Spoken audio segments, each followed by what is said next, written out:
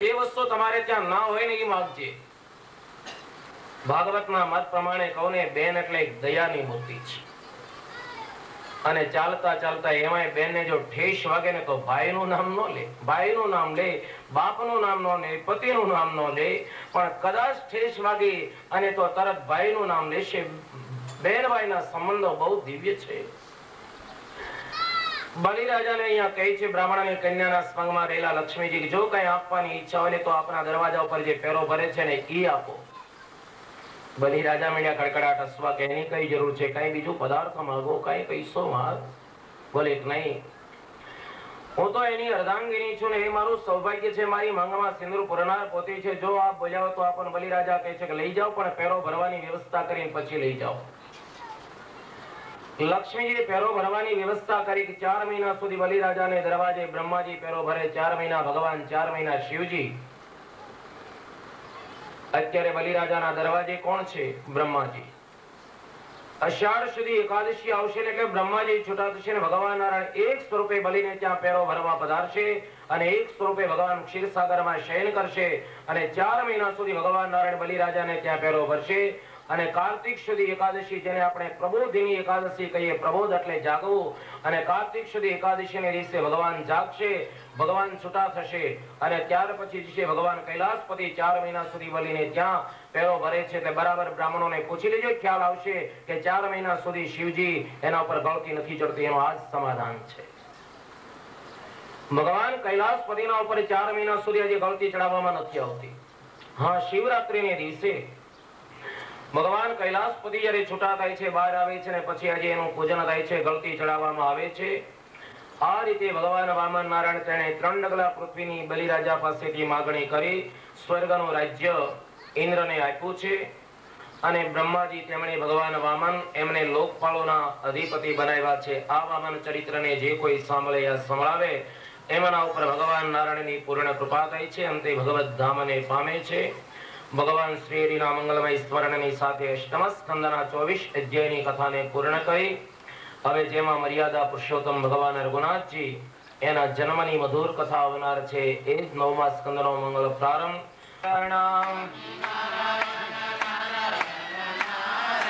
નારાયણ સ્વામી નારાયણ નારાયણ નારાયણ લક્ષ્મી નારાયણ નારાયણ નારાયણ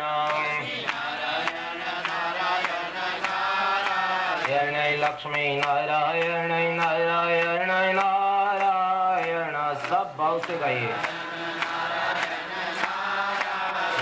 लक्ष्मी नारायण नारायण नारायण लक्ष्मी नारायण नारायण नारायण लक्ष्मी नारायण नारायण नारायण नारायण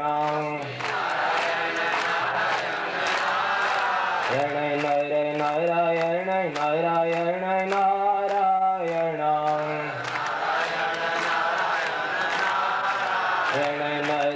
नारायण नारायण नारायण नारायण नारायण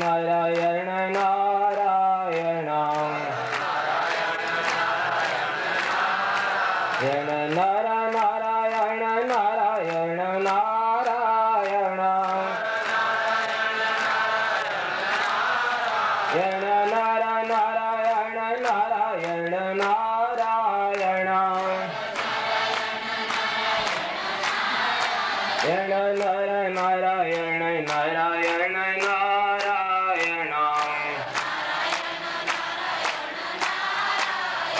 श्रीमन नारायण नारायण नारायण श्रीमन नारायण नारायण नारायण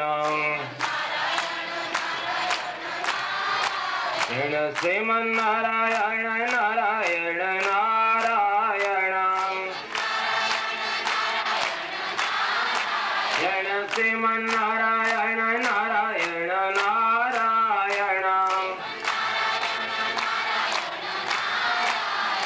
श्रीमन नारायण नारायण नारायण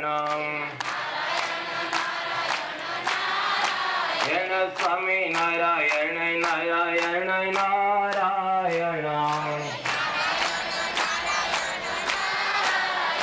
સ્વામી નારાયણ નારાયણ નારાયણ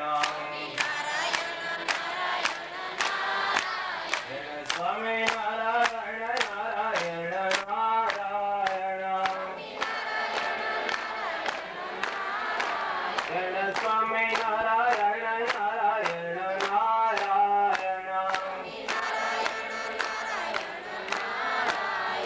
સ્વામી નારાયણ નારાયણ નારાયણ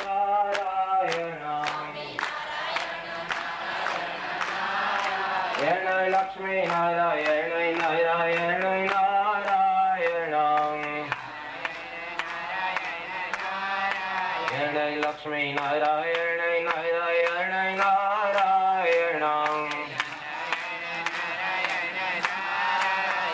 લક્ષ્મી નારાયણ નારાયણ નારાયણ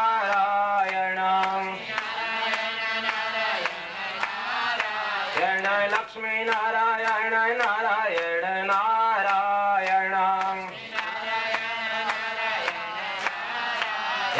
લક્ષ્મી નારાયણ નારાયણ નારાયણ નારાયણ નારાયણ નારાયણ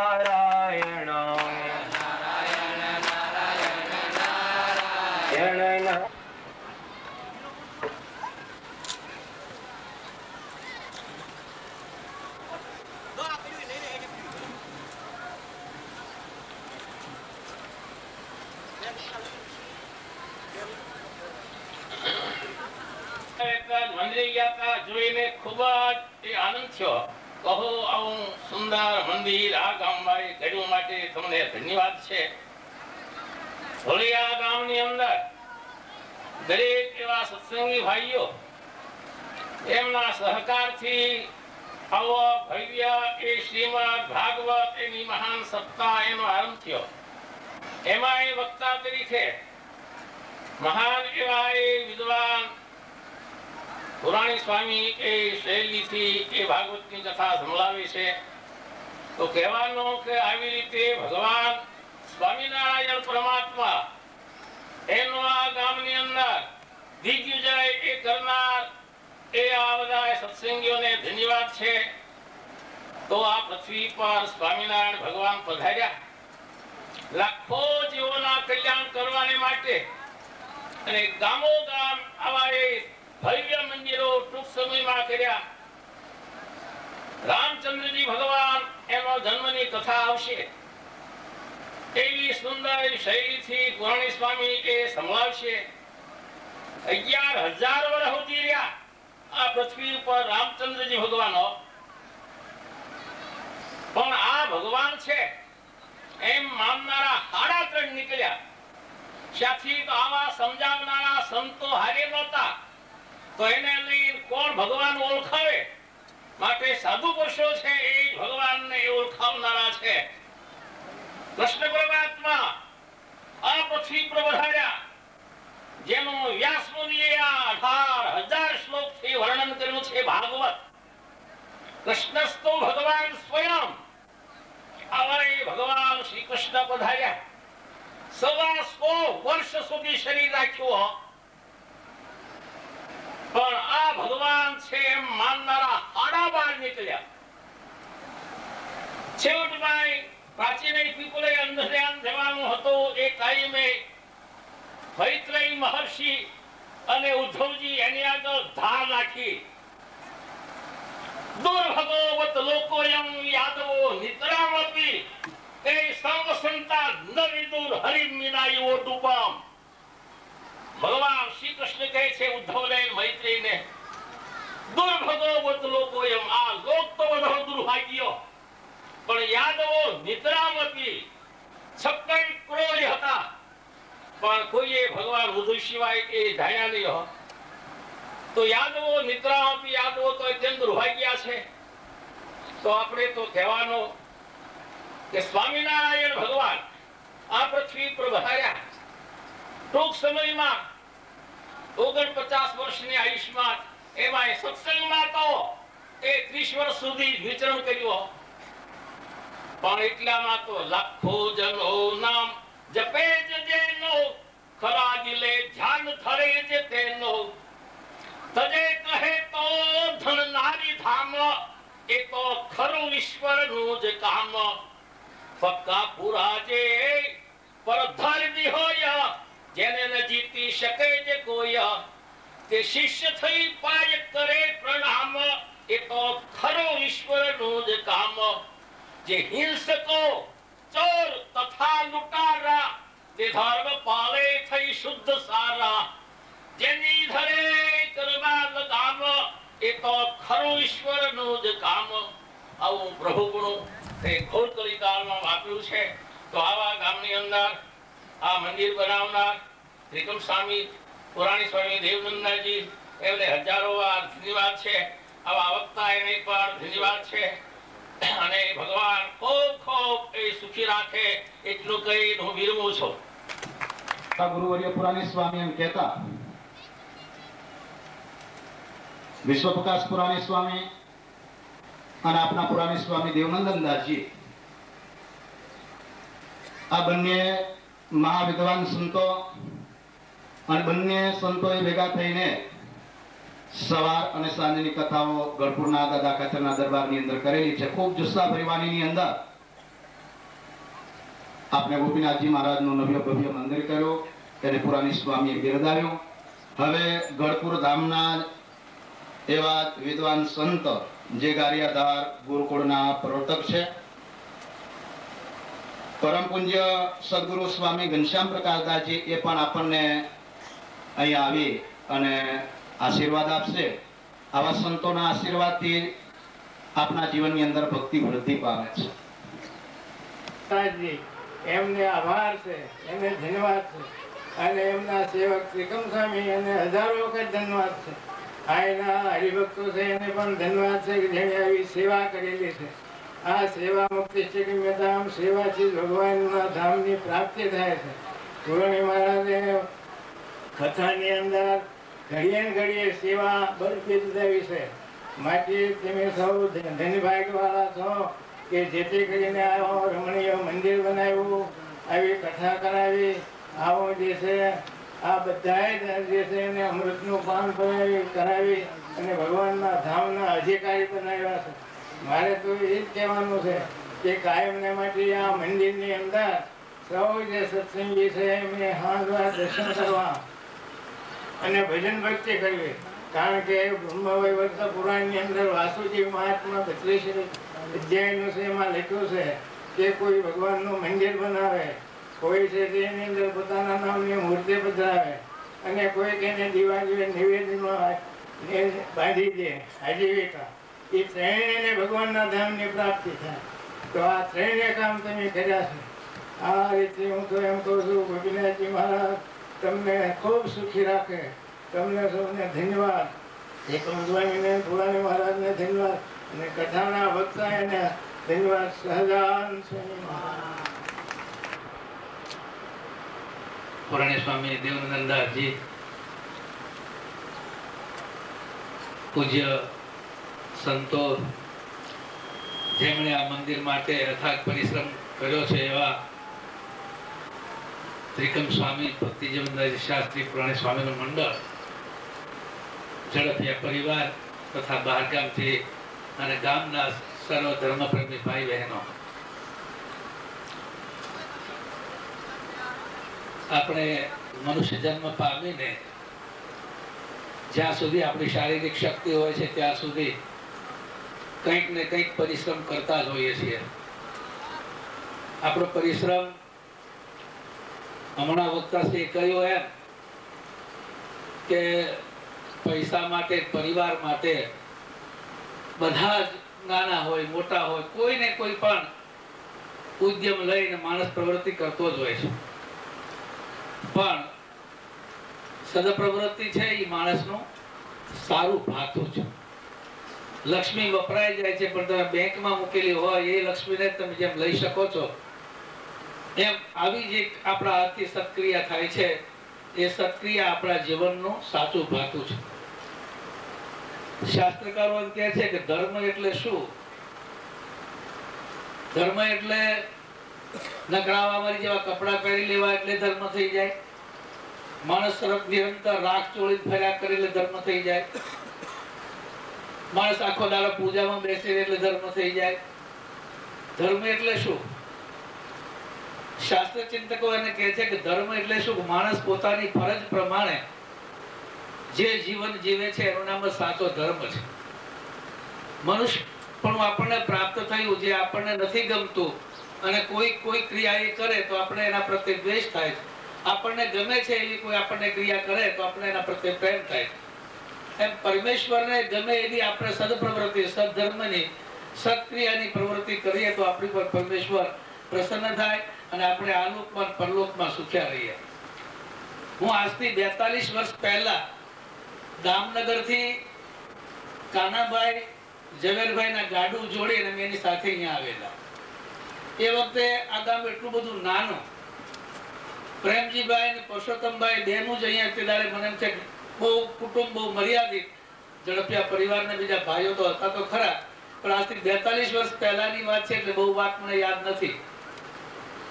પણ ત્યારથી જ એક જ ધારો સાધુ સંતો પ્રત્યે સારી મનની અંદર વૃત્તિ કે એવું કંઈક એવું મંદિર થાય કે જે સાધુઓ અમારા ગ્રહસ્થને ઘરે આવીને રોકાય એ કરતા મંદિર હોય મંદિરમાં રોકાય.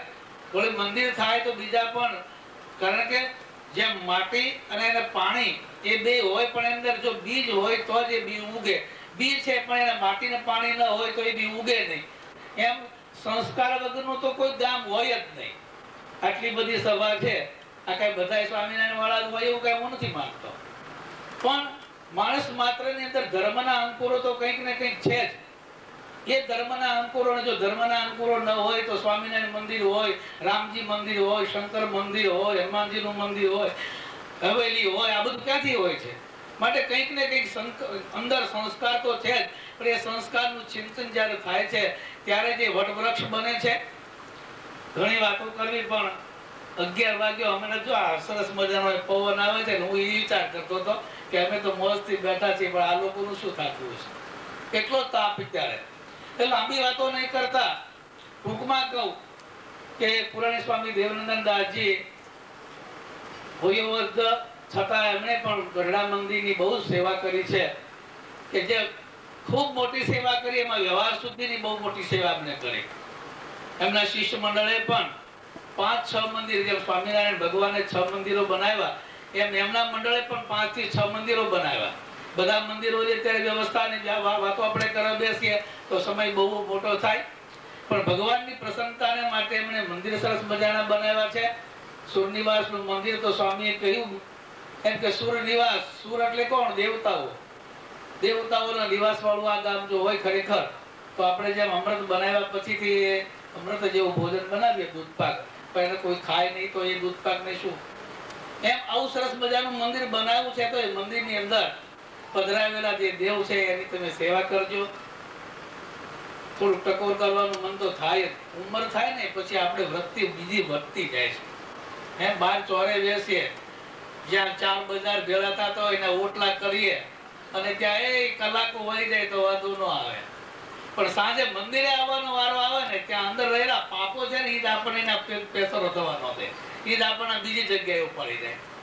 માટે જેમ જેમ ઉંમર થતી જાય છે એમ એમ આપણે પાછું વળવાનું છે. આમાં અમારે તમારે બધા ને હવે અમે બધા ઉંમર લાયક છીએ ને એમ, તો એ રીતે કહેવાનું શું છે કે આવું સુંદર મજાનું મંદિર બનાવ્યું. મંદિર જોઈને અમને ખૂબ જ પ્રસન્નતા થઈ.